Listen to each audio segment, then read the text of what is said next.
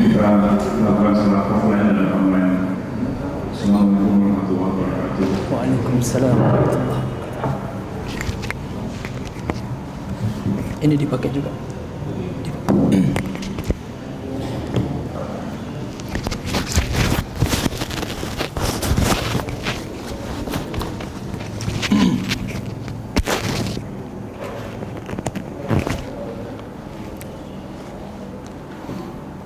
Bismillahirrahmanirrahim. Assalamualaikum warahmatullahi wabarakatuh. Alhamdulillahi rabbil alamin. Hamdan syakirin, hamdan na'imin, hamdan yuafi ni'amahu wa yukafi'u mazidah. Ya Rabbana lakal hamdu kama yanbaghi lil jalali wajhikal karim wa li'azimi sultanik. Allahumma salli wa sallim ala habibina wa qudwatina wa sayyidina Muhammad ibn Abdullah sallallahu alaihi wasallam wa ala alihi at-tayyibin at-tahirin wa ashabihi al-akramin al-muhtadin wa azwajihi at-tahirati ummahatil mu'minin wa tabi'ina lahum bi ihsanin ila yaumiddin wa alaina ma'ahum wa fihim bi rahmatika ya arhamar rahimin. Rabbi shrah li sadri wa yassir li amri wa hlul 'uqdatam min lisani yafqahu qawli. Allahumma 'allimna ma yanfa'una wanfa'na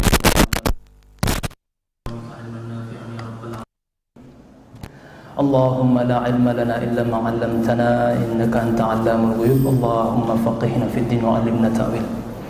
Bapak Ibu sekalian jemaah yang dimuliakan Allah Subhanahu wa taala, alhamdulillah, puji syukur kehadirat Allah Subhanahu wa taala yang telah memberikan kita taufik di pagi yang penuh untuk mengawali aktivitas kita dengan menjalankan salah satu di antara kewajiban kita sebagai seorang hamba, yaitu beribadah kepada Allah Subhanahu wa taala. Dan ini patut untuk kita syukuri Bapak Ibu sekalian.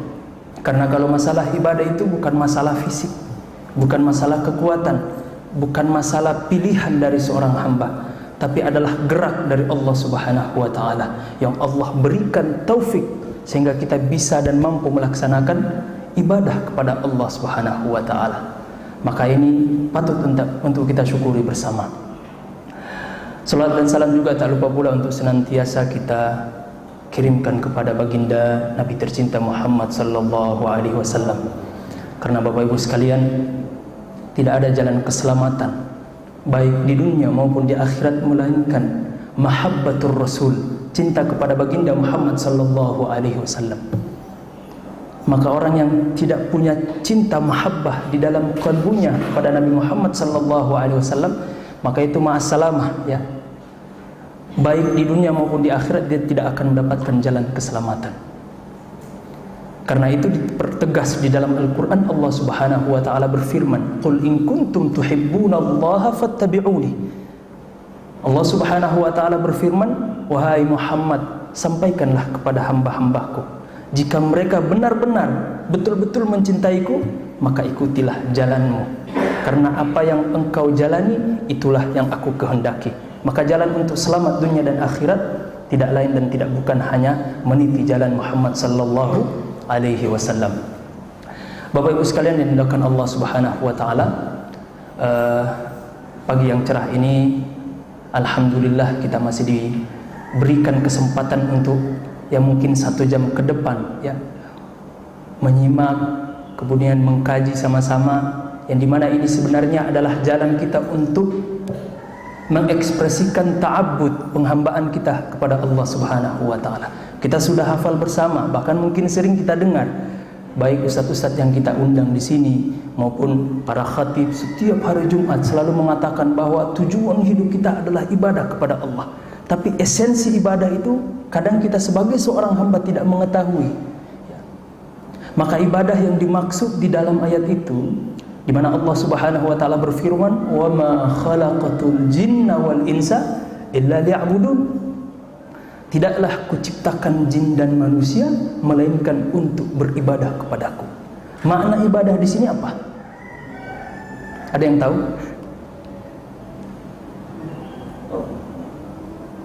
Jadi sebagaimana yang disampaikan oleh sahabat yang mulia, ya, itu Abdullah bin Abbas yang mendapatkan doa langsung dari Rasulullah sallallahu alaihi wasallam, di mana Rasulullah berdoa meminta kepada Allah, Allahumma faqihhu fid din wa 'allimhu ta'wil. Ya Allah, faqihkanlah, fahamkanlah Abdullah bin Abbas ini tentang masalah agama, dan ajarkanlah dia takwil tentang ayat-ayat Al-Quran. Sehingga apa kata beliau mengomentari ayat ini? Jadi yang dimaksud penghambaan di sini adalah ma'rifatullah, mengenal Allah Subhanahu wa taala. Maka Bapak-bapak sekalian, jamaah yang dimuliakan Allah, tanpa kita sadari, ya ketika kita ya dengan ikhlas ya duduk sebentar walaupun pegal-pegal kaki ya menyimak kajian, itu sebenarnya kita sedang menapaki ya menuju jalan ma'rifatullah, mengenal Allah Subhanahu wa taala, yang dimana ini adalah tujuan hidup kita. Dan ini masih ada korelasi hubungan dengan kajian kita pagi ini, yaitu esensi ibadah puasa. Bagaimana mungkin kita akan beribadah kepada Allah? Bagaimana mungkin kita akan sholat? Bagaimana mungkin kita melaksanakan ibadah puasa, bahkan pergi umroh, haji, bersedekah dan sebagainya, kalau kita tidak mengenal Allah? Bisa nggak sampai ibadah kita itu kepada Allah? Nggak bisa.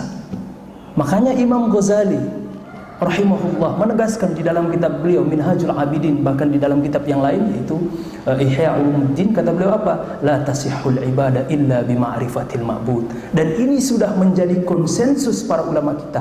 Itu ibadah nggak akan sah kalau kita tidak mengenal siapa yang kita ibadahi. Logika sederhana Bapak Ibu sekalian. Kalau Bapak Ibu ngirim paket, cuma nulis nama, saya ingin ngirim ke misalnya Pak Harun ya. Kirim paket, hanya nulis nama doang, Pak Harun, tapi nggak tulis alamat lengkap, nggak tulis nomor HP penerima. Ya, kurir bingung, ini mau dikirim kemana Pak? Sampai nggak itu paketnya? Nggak sampai. Pak Haris bukan cuman yang di sini, Pak Haris banyak.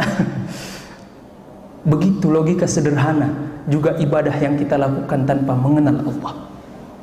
Maka ibadah yang kita lakukan tanpa didasari ma'rifatullah, yaitu nggak akan sampai. Maka kenali Allah Subhanahu wa taala, karena itu adalah jalan hidup kita. Bapak Ibu sekalian yang dimuliakan Allah Subhanahu wa taala.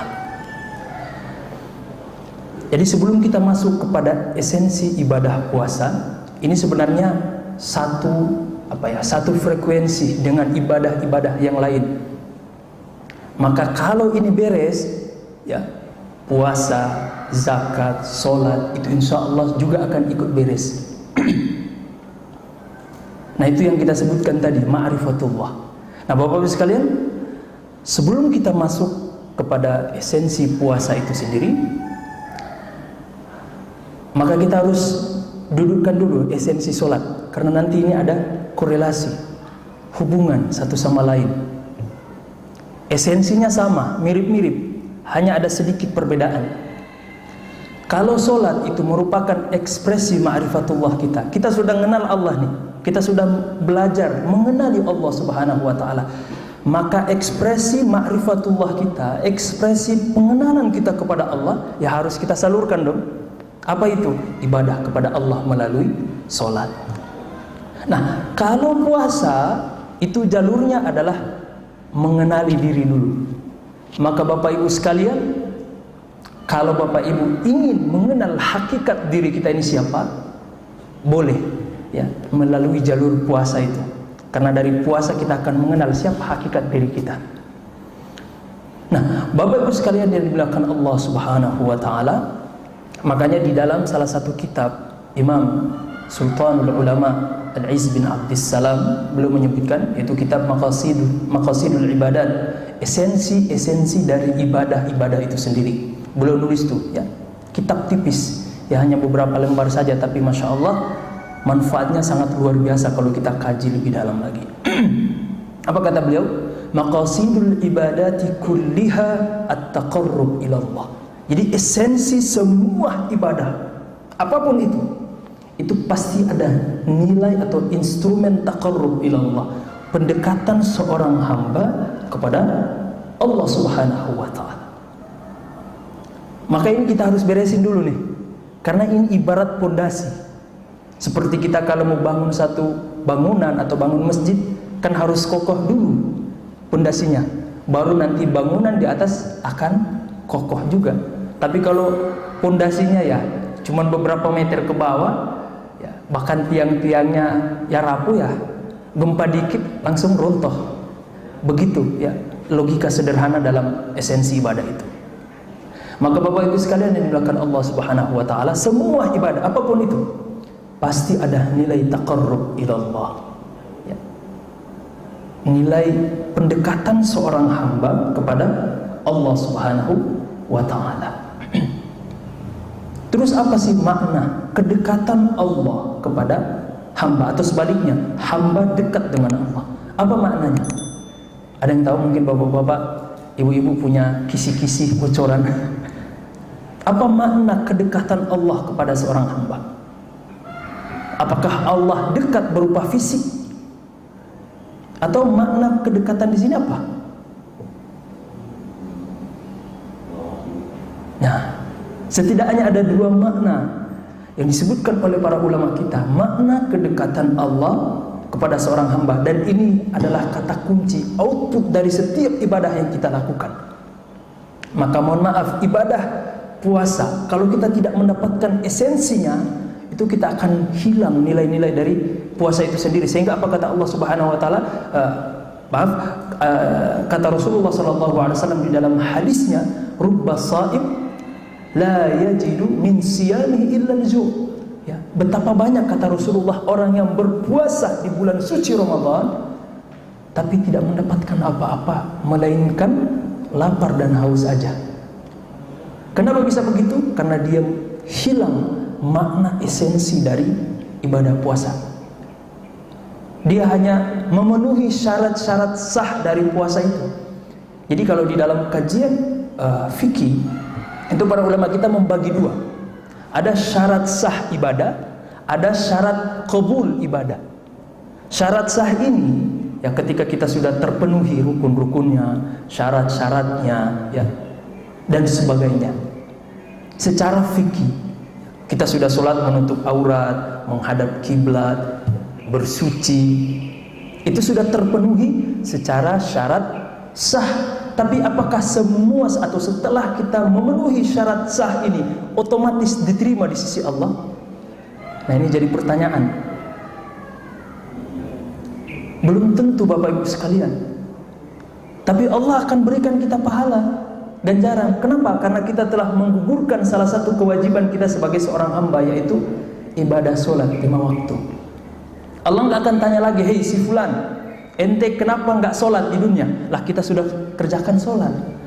Tapi apakah sholat yang kita kerjakan nanti kemudian bermanfaat di akhirat? Yang dimana kata Rasulullah SAW, Inna awwala ma yuhasabu bihin nasu yawmal qiyamah min a'malihimus sholat.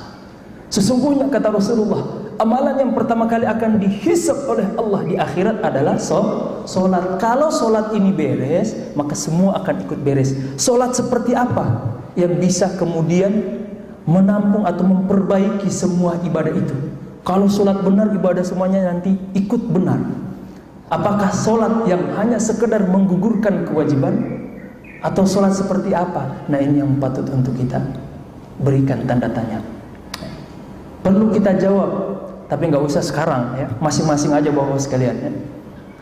Jawab di rumah sebelum tidur. Untuk apa sih kita sholat? Untuk apa kita puasa kepada Allah? Karena dari sebuah pertanyaan ini akan memberikan jawaban berkaitan dengan esensi sholat, esensi ibadah, termasuk juga esensi puasa. Dan ini berkaitan dengan hakikat hidup kita di dunia ini. Maka Bapak Ibu sekalian yang dimuliakan Allah Subhanahu wa taala, makna kedekatan Allah kepada seorang hamba setidaknya ada dua yang disebutkan oleh para ulama kita. Yang pertama adalah kedekatan berkaitan dengan ar-ru'ya wal ilmu. Bahwa Allah mengetahui gerak-gerik seorang hamba dimanapun kita berada. Bahkan mohon maaf, di dalam kamar mandi pun ya, di semua tempat Allah mengetahui ya, Allah melihat gerak-gerik kita. Inilah yang dimaksud kedekatan Allah kepada seorang hamba, tapi bil ilmi war ru'yah was sultan ya. Kedekatan ilmu, pengetahuan Allah, kedekatan pandangan Allah, bahwa Allah mengetahui ya, apa yang kita kerjakan ya. Allah mengetahui ya, apa yang kita lakukan. Allah mengetahui apa yang kita sembunyikan di dalam kalbu kita. Dan ini berlaku umum, baik hamba yang beriman kepada Allah maupun hamba yang ingkar kepada Allah. Maka wajar Bapak Ibu sekalian, ya, kalau hari ini kita lihat ada orang yang ingkar kepada Allah tapi rezekinya lancar, dan itu berbanding lurus dengan perbuatan dia. Bisa jadi dia banyak sedekah lah, maka bentuk keadilan Allah kepada hamba ini, yaitu Allah kasih dia ganjaran, tapi sebatas di dunia, nggak akan bermanfaat nanti di akhirat. Allah akan berikan dia, melampangkan hartanya kalau dia rajin sedekah. Ya, makanya wajar kita lihat ada orang-orang yang ingkar kepada Allah, ya, tidak beriman kepada Allah, tapi rezekinya lancar, sehat, ya, sehat walafiat. Ya, itu wajar, karena itu bentuk keadilan Allah. Tapi yang kedua, mereka tidak mendapatkan porsi yang kedua, yaitu kedekatan bil judi wal ihsan.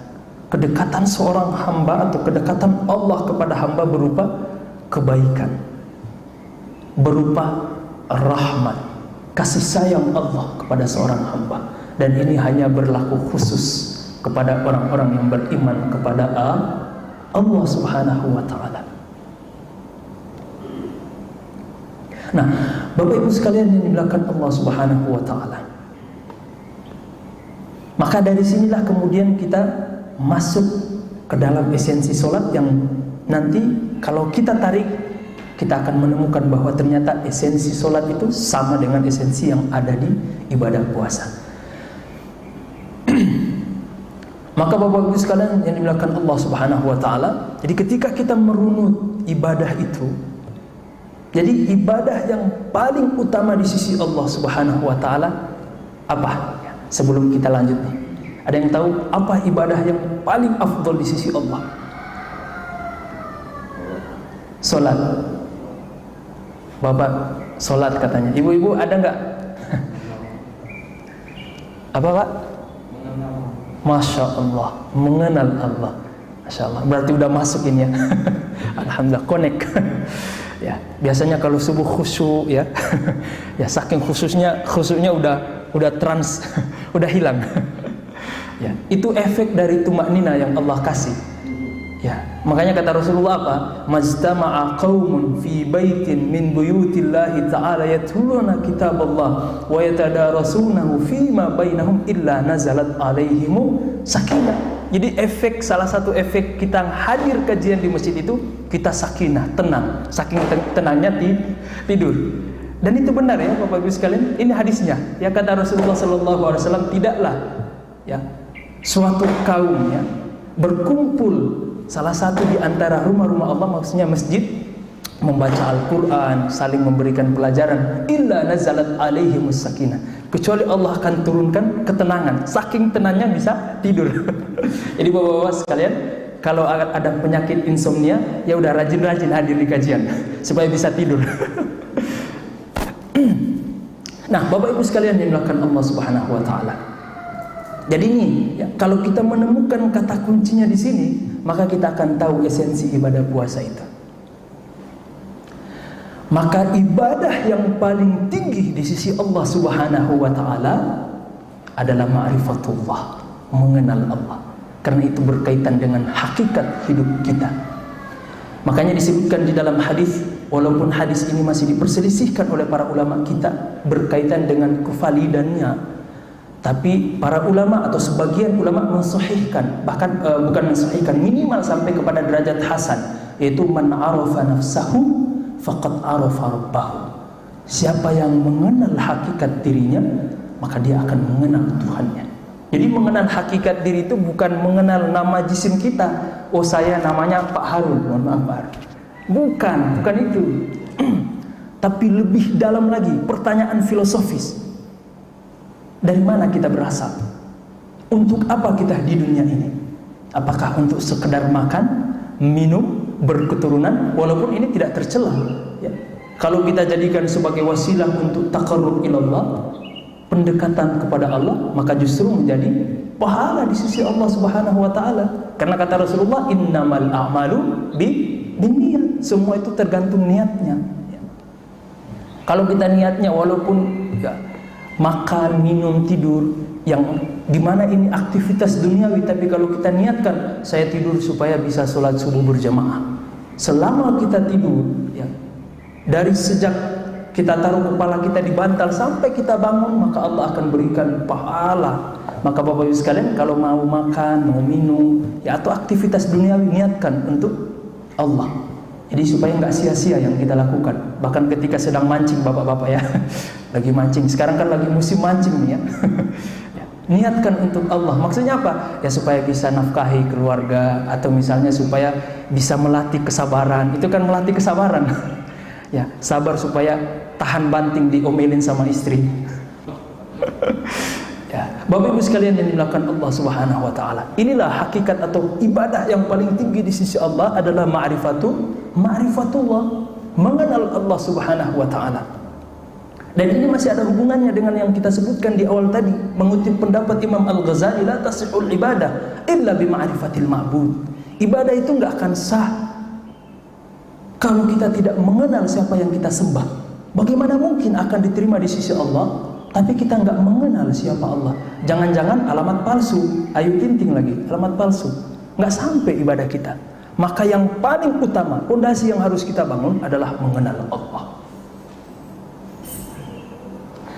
Kemudian setelah itu turun ke sholat. Ibadah yang paling afdol yang berkaitan dengan ibadah badaniyah adalah sholat.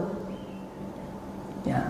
Kenapa bisa begitu? Karena di dalam sholat sama berlaku sebagaimana yang ada di dalam puasa. Makanya secara urutan ibadah di sisi Allah yang paling afdol, yang berkaitan dengan ibadah badaniyah, jismiyah, ya fisik, adalah puasa di sisi Allah, atau puasa di bulan suci Ramadan. Nanti kita akan runut tuh. Karena di dalam sholat dan juga di dalam puasa ada dua nilai instrumen yang akan memberikan kesadaran kepada seorang hamba, bahwa dia nanti akan sadar hakikat dirinya dan untuk apa dia diciptakan di dunia ini. Maka di dalam sholat itu ada dua instrumen. Apa itu? Anta'budallaha ka'annaka tarahu fa in lam takun tarahu fa innahu yara. Kata Rasulullah sallallahu alaihi wasallam, sembahlah Allah seakan-akan engkau melihatnya.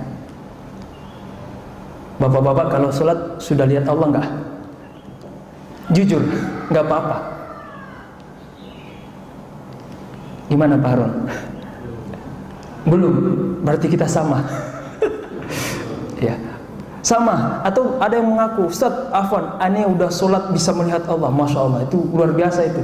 Ya, ibu-ibu mungkin sudah ada kali ya. Allah itu kita nggak bisa lihat di dunia secara kasat mata. Itu kesepakatan para ulama kita. Nggak bisa dilihat pakai ini nih. Karena kan Allah bukan fisik, Allah bukan benda. Kita nggak bisa lihat. Tapi bisa nggak kita merasakan Allah? Bisa. Makanya di dalam ayat Al-Quran, apa kata Allah Subhanahu wa ta'ala? Ma kadzabal fuadu ma ra'ah. Jadi hati itu bisa melihat. Cuman hari ini kita kadang disesatkan oleh opini kita ini nih. Akal kita yang membatasi bahwa penglihatan itu hanya terbatas dengan mata. Padahal pandangan qalbu itu jauh lebih tajam daripada pandangan mata. Maka mohon maaf, orang yang paling bodoh itu orang-orang ateis. Kenapa? Ya sosok belagak pintar ya, sosok yang paling pintar di dunia ini, padahal dia yang paling bodoh. Kenapa? Karena dia mengingkari hal yang paling krusial di dalam hidupnya, yaitu keberadaan Allah, keberadaan Tuhan di alam semesta ini. Nggak ada manusia yang dapat mengingkari keberadaan Allah. Logika sederhana, ya, HP atau benda-benda yang ada di depan kita, ya, atau misalnya kalau di depan saya ini ada air. Apakah air ini ujuk-ujuk? Ya, kalau kata orang Betawi ujuk-ujuk ya, ujuk-ujuk langsung ada? Kan enggak. Ada yang bawakan. Begitu. Maka orang, mohon maaf, ateis ini orang-orang yang paling bodoh. Kenapa? Karena dia mengingkari sesuatu yang bersifat krusial bagi seorang manusia. Semua manusia, ya. Mohon maaf, bahkan ketika dia berada di dalam pesawat yang dalam keadaan genting, mau celaka, mau jatuh misalnya, ya, lagi apa, turbulence ya, langsung dia bilang, ya Allah, ya Tuhan. Dia nggak bisa membohongi sifat fitrah manusia yang mengakui keberadaan Tuhan, ya, maka dia mengingkari dirinya sendiri. Nah, maka dari sini Bapak Ibu sekalian, esensi dari solat inilah anta'budallaha ka'annaka tarah, kata Rasulullah. Sembahlah Allah seakan-akan engkau melihatnya. Tapi masalahnya kan kita belum bisa merasakan atau bisa melihat seperti itu. Minimal kata Rasulullah, kalau belum bisa seperti itu, ya, ini kalau kita sadur di dalam kajian tazkiyatun nafas, namanya musyahadah. Kita menyaksikan Allah. Menyaksikan Allah kan gak mesti pakai mata. Menyaksikan kehadiran Allah, itu namanya musyahadah.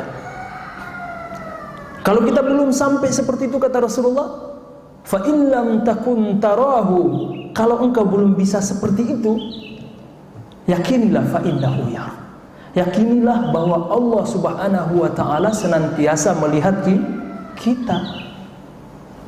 Maka Bapak Ibu sekalian, mohon maaf, ketika kita mendapat esensi ini, esensi ibadah solat, maka insya Allah Indonesia nggak akan ada orang yang berani mengambil hak orang lain, karena dia merasa selalu diawasi oleh Allah Subhanahu wa taala, bukan saja di masjid tapi di semua tempat, karena Allah begitu dekat dengan hamba. Bukan Allah ada di mana-mana, bukan, tapi Allah begitu dekat dengan hamba.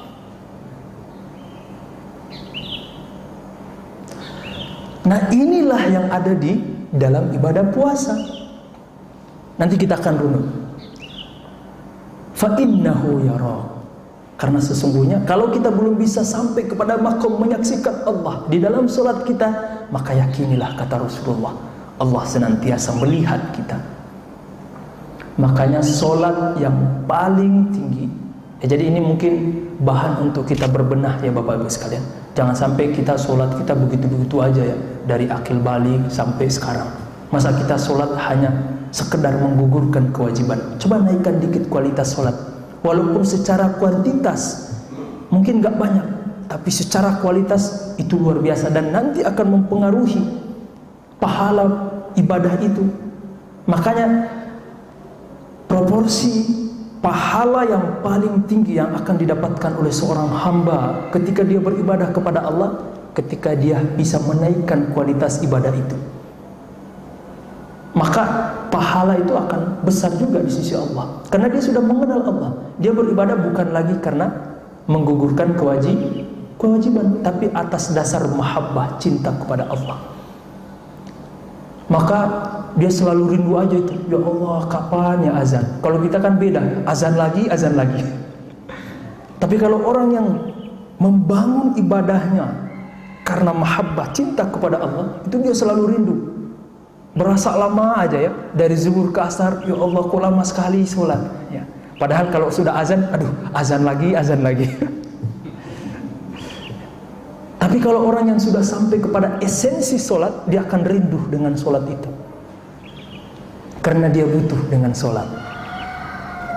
Nah Bapak Ibu sekalian yang dimuliakan Allah Subhanahu wa ta'ala, maka sholat yang akan bermanfaat bagi kita walaupun secara kuantitas nggak banyak adalah sholat sebagaimana yang disebutkan di dalam hadis tadi, atau di dalam ayat Allah Subhanahu wa ta'ala berfirman, aqimis sholata li dzikri, tunaikanlah sholat untuk mengingatku. Masalahnya kita baik di luar sholat, bahkan di dalam sholat yang kita ingat bukan Allah, yang kita ingat istri, pekerjaan. Benar nggak Bapak sekalian? Yes.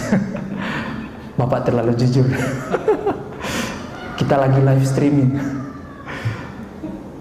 Yang kita ingat selain Allah, yang kita ingat pekerjaan, yang kita ingat, akhirnya kita bukan mabuk Allah, tapi mabuk dunia.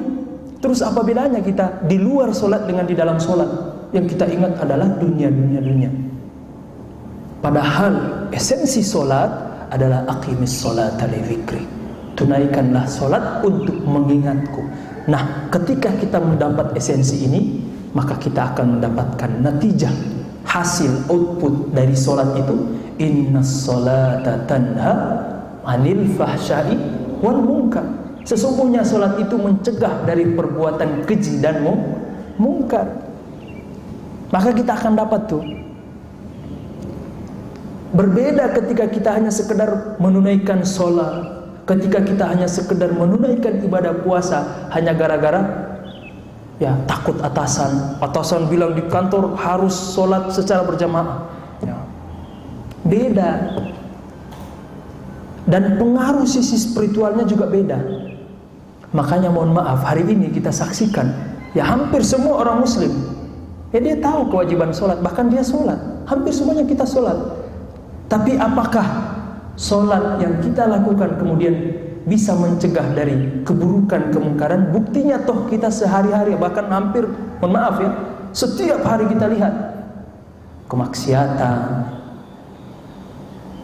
kemungkaran, dan kebanyakan pelakunya mohon maaf dari kita.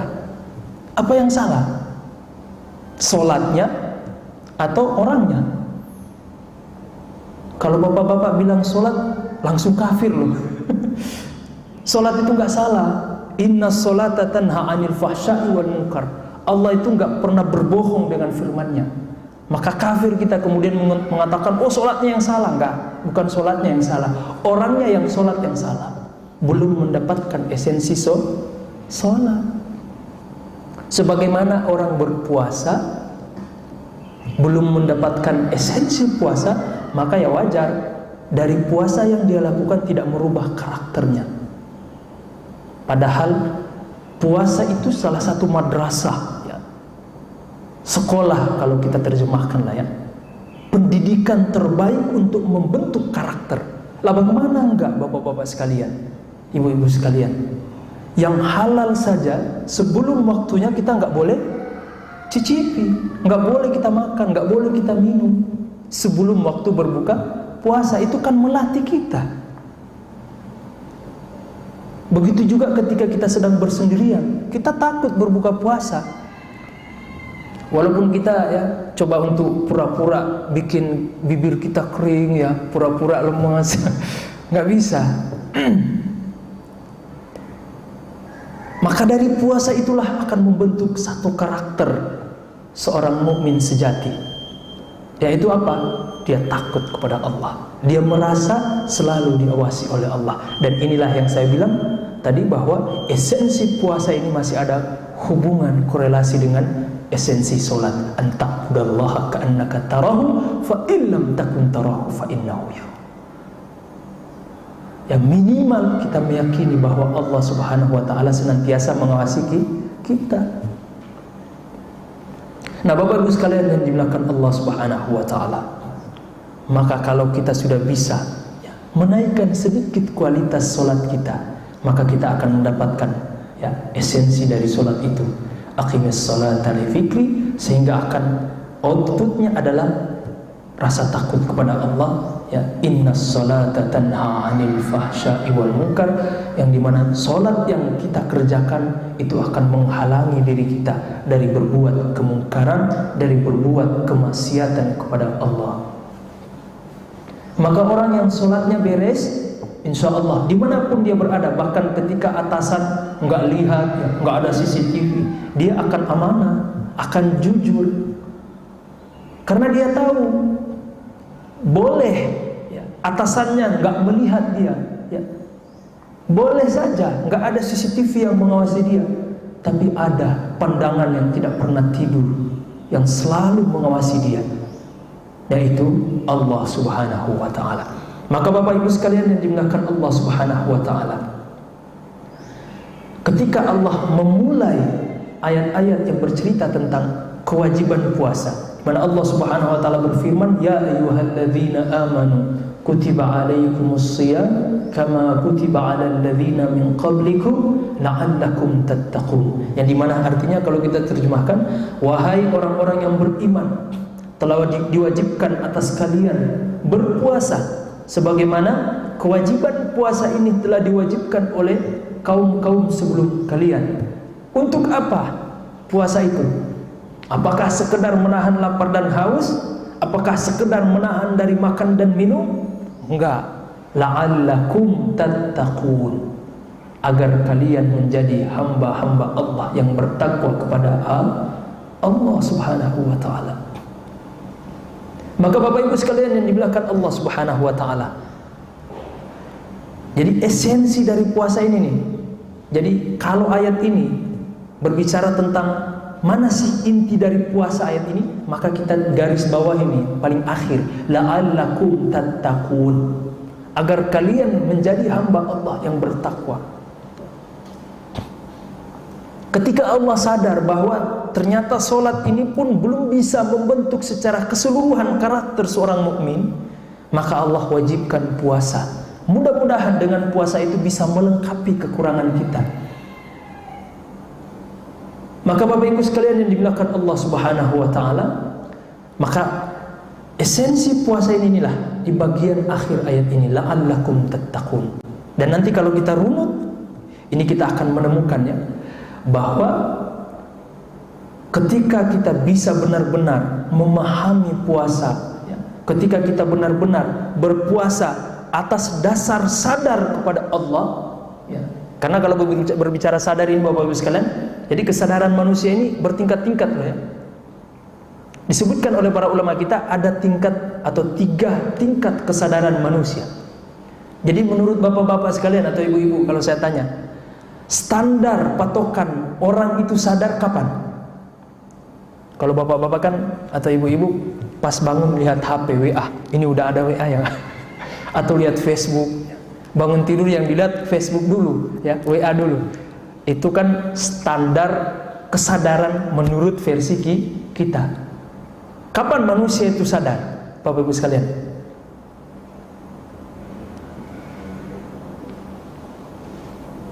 Ya, gimana Pak? Kapan sih manusia itu sadar?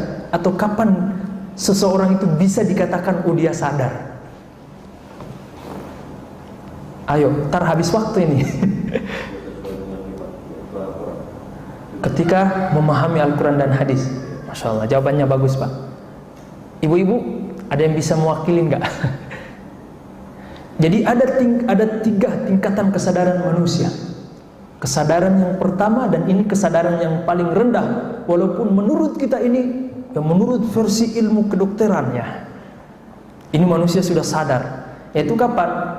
Ketika dia sadar. Jadi kalau kita terjemahkan ke dalam bahasa para ulama kita adalah kesadaran duniawiyah. Semua yang berkaitan dengan dunia maka dikatakan sebagai sadar, tapi dia yang paling rendah. Kita sadar belum makan, oh iya ya saya belum makan. Kita sadar oh saya belum minum. Tadi puasa, tadi pas sahur makan sahur, oh iya saya belum minum. Kesadaran yang berkaitan dengan duniawi ini namanya kesadaran yang paling rendah, yang hari ini kita Tuhan-Tuhankan ya. Oh saya sudah bisa menganalogikan ini. Maka kesadaran yang gak berkaitan dengan Allah itu kesadaran yang paling rendah. Naik lagi 1 tingkat, kesadaran jiwa. Nah ini kalau bapak-bapak sudah mulai rindu dengan masjid misalnya, saya ini sudah sholat atau belum ya? Ini udah mulai sadar dikit. Ya. Karena kalau sadarnya dia sadar, dia nggak akan lupa. Kalau dia sudah sholat atau sudah masuk waktu sholat, tapi sudah sadar, dia sudah mulai sadar akan kewajibannya sebagai seorang hamba. Saya ini kayaknya belum sholat deh, saya belum bayar zakat deh. Ini sudah masuk pada level yang kedua, tahapan yang kedua dari tahapan kesadaran seorang manusia, yaitu kesadaran jiwa. Dan kesadaran yang paling tinggi seorang hamba adalah kesadaran ilahiyah. Itu setiap saat dia ingat Allah. Masalahnya kan kita nggak bisa begitu berat Bapak Ibu sekalian. Nah maka kesadaran para nabi dan rasul dan kekasih-kekasih Allah ini nih, tingkatnya level paling tinggi. Setiap saat, bahkan hembusan nafasnya dia selalu mengingat Allah Subhanahu wa taala. Inilah tingkat yang paling tinggi seorang hamba, tingkat kesadaran yang paling tinggi. Dan ini kalau kita benar-benar bisa melaksanakan atau memahami esensi dari puasa, maka kita akan mendapatkan nih kesadaran ilahiyah yang paling tinggi. Karena seorang hamba ketika berpuasa, dia sadar diri, dia sedang berpuasa. Istri ngomel-ngomel, nggak ingin balas, aduh sabar, lagi puasa. Kan sadar, otomatis.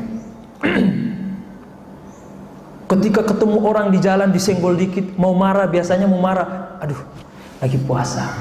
Kan gitu, otomatis. Maka orang yang mendapatkan esensi puasa, dia akan mendapatkan itu, kesadaran ilahiyah.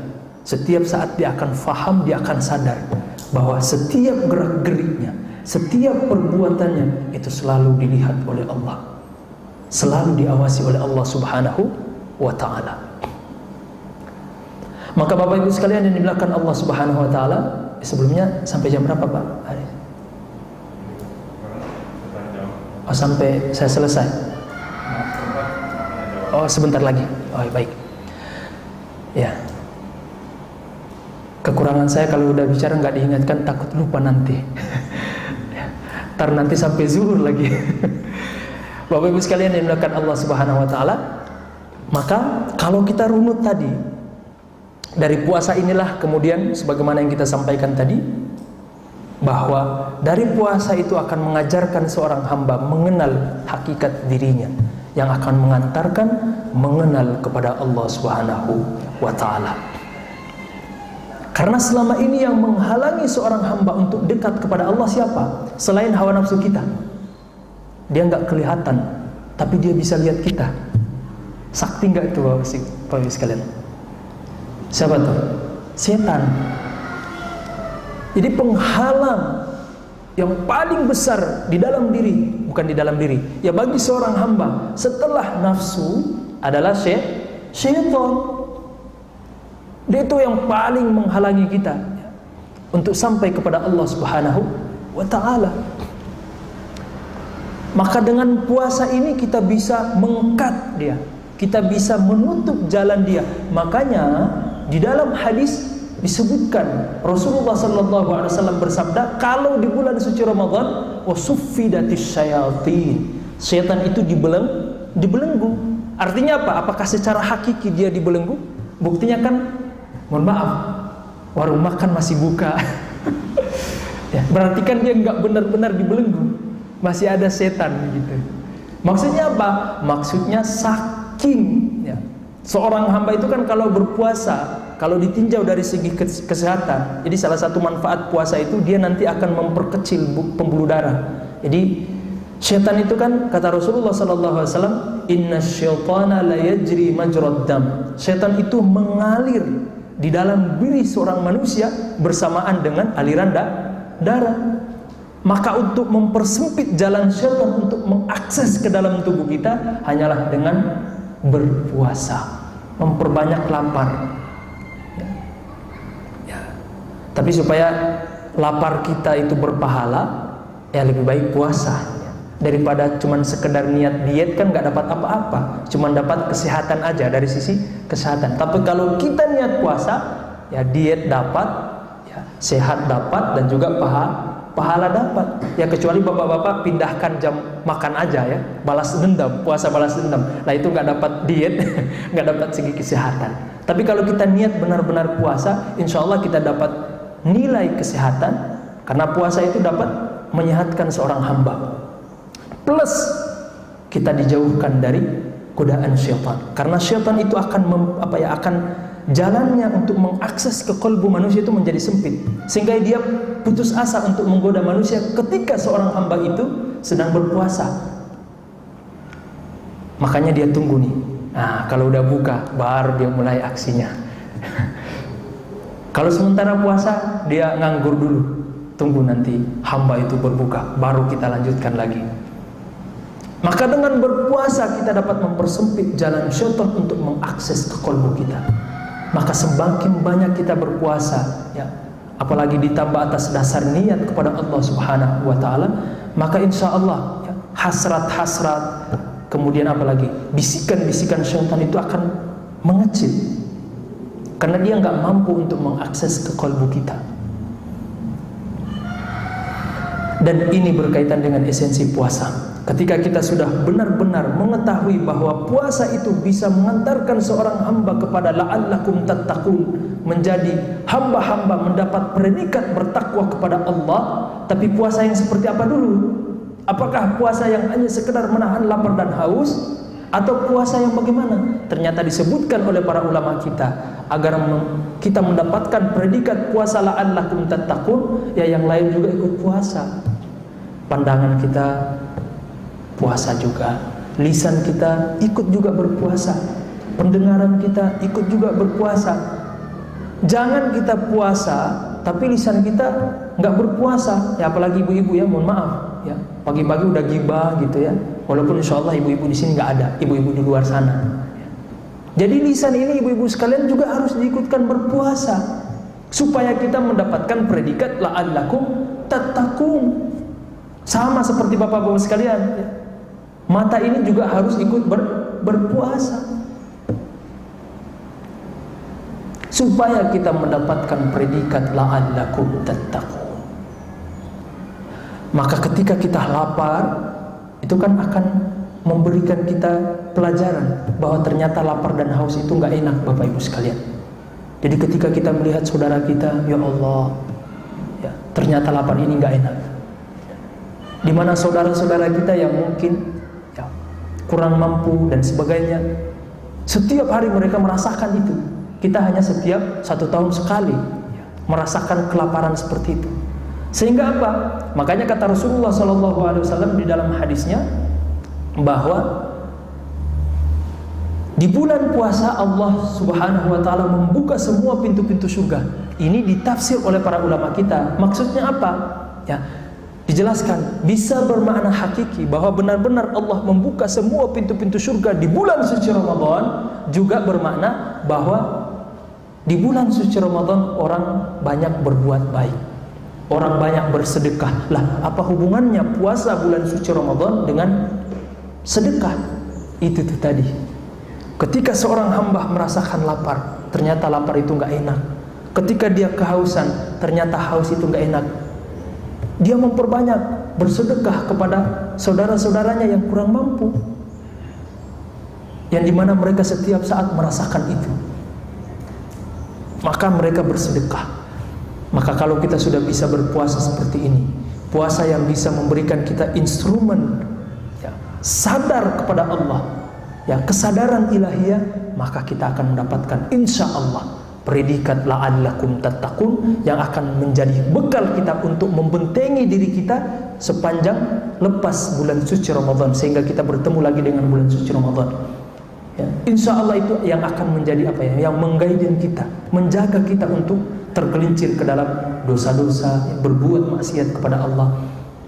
Karena perangkatnya kita sudah dapat. Apa itu? La'allakum tattaqun, bahwa kita sadar Allah senantiasa mengawasi kita, sehingga dimanapun kita berada kita selalu merasa diawasi oleh Allah Subhanahu wa ta'ala. Dan inilah yang saya sebutkan di awal tadi, memiliki korelasi hubungan dengan esensi solat, yaitu kalau solat aqimis solata li dzikri, tunaikanlah solat untuk mengingatku. Maka kalau puasa adalah esensinya la'allakum tattaqun, agar kalian bertakwa kepada Allah Subhanahu wa ta'ala. Maka kalau kita sudah bisa berpuasa seperti ini, kualitas puasa kita sudah seperti ini, semua anggota tubuh kita ikut puasa, mata kita, telinga kita, lisan kita ikut berpuasa, maka kata Allah Subhanahu wa ta'ala di dalam hadis qudsi, di mana Rasulullah SAW bersabda bahwasanya kullu amali ibni Adam lahu. Allah berfirman di dalam hadis qudsi. Jadi hadis qudsi itu firman Allah, tapi minjam lisan Rasulullah. Makanya dia beda dengan Al-Quran. Kata Allah Subhanahu wa ta'ala di dalam hadis qudsi yang kita sebutkan tadi, semua amalan yang dilakukan oleh seorang hamba itu nanti akan kembali kepada dia. Kata Allah gitu. Illa siyam atau illa saum, kecuali puasa. Fa innahu li, kata Allah, sesungguhnya puasa itu untukku. Bukan berarti Allah membutuhkan ibadah kita. Allah nggak butuh ibadah kita. Ya, bahkan semua manusia ya, bersepakat untuk tidak beribadah kepada Allah Subhanahu wa ta'ala, tidak akan mengurangi kemuliaan Allah. Allah tetap Tuhan yang nggak peduli kita mau ibadah nggak beribadah, ya Allah nggak butuh ibadah kita. Tapi ini untuk menunjukkan betapa mulianya puasa seorang hamba di bulan suci Ramadan ketika dia bangun dengan pondasi yang kita sebutkan tadi. Fa innahu li, kata Allah, maka puasa itu untukku. wa ana ajzi bihi, dan akulah yang akan membalas pahala puasanya itu. Kenapa? Karena Allah sebutkan di akhir hadis itu, karena hambaku ini dia menahan lapar, dia meninggalkan syahwatnya, meninggalkan makan minumnya. Untuk siapa? Karena takut atasannya, karena takut istrinya, ngomel-ngomel terus, bapak ini nggak puasa, enggak. Tapi karena Allah Subhanahu wa ta'ala. Maka Allah sebutkan, dia meninggalkan syahwatnya untukku. Padahal hal-hal yang dibolehkan di dalam syariat, termasuk berhubungan suami istri. Tapi kalau di siang hari nggak boleh, karena dia taat kepadaku, takut kepadaku. Fa innahu li wa ana ajzi bihi, akulah yang akan membalas puasa itu dengan pahala yang sebesar-besarnya. Maka kalau kita sudah bisa puasa kita kualitas seperti ini, maka insya Allah bisa menggaiden sepanjang lepas bulan suci Ramadan. Baik Bapak Ibu sekalian, ini dulu yang bisa kami sampaikan. Mudah-mudahan bermanfaat. Lebih dan kurangnya saya mohon maaf. Yang benar datang dari Allah, dan yang salah datang dari keterbatasan ilmu kami, datang dari syaitan, dan kami mohon ampun kepada Allah Subhanahu wa ta'ala. Baik, ini dulu kita kembalikan kepada Pak Harun. Fadhal, silakan Pak. Bapak Ibu silakan, ada pertanyaan.